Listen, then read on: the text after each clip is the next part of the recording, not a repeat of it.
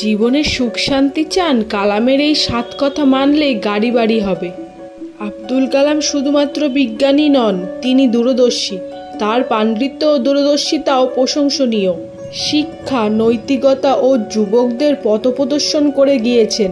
তার বক্তব্য আজও মানুষকে অনুপ্রেরণা দেয়। কিভাবে লক্ষ্য হাসিল করা যায় জীবনে, তার জন্য পথ বাতলে গিয়েছেন কালাম। জীবনে বড় লক্ষ্য রাখা, সবসময় বড় লক্ষ্যর জন্য নিজেকেই উৎসাহ দিন, তাহলেই জীবনের সাফল্য পাবেন।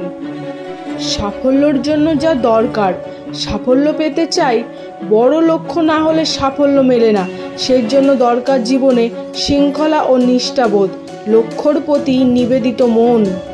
চ্যালেঞ্জেই সুযোগ, বাধা আসলে হারতে নেই। কালাম বলেছেন, চ্যালেঞ্জিং পরিস্থিতিতেই তৈরি হয় সুযোগ। শেখার চেষ্টা ছাড়লে চলবে না। সাফল্য পেতে নতুন নতুন জিনিস শিখে চলতে হবে, বলেছেন কালাম। শিক্ষার ধরন শুধু পুঁথিগত শিক্ষা নয়, কালামের মতে নিজের কাজের বিষয়ে শিক্ষা, প্রযুক্তি শিক্ষা মানুষকে মুক্ত মনা করে, ভাবনা চিন্তা স্পষ্ট হয়। পরিশ্রমের কোনো বিকল্প হয় না বলে মত কালামের।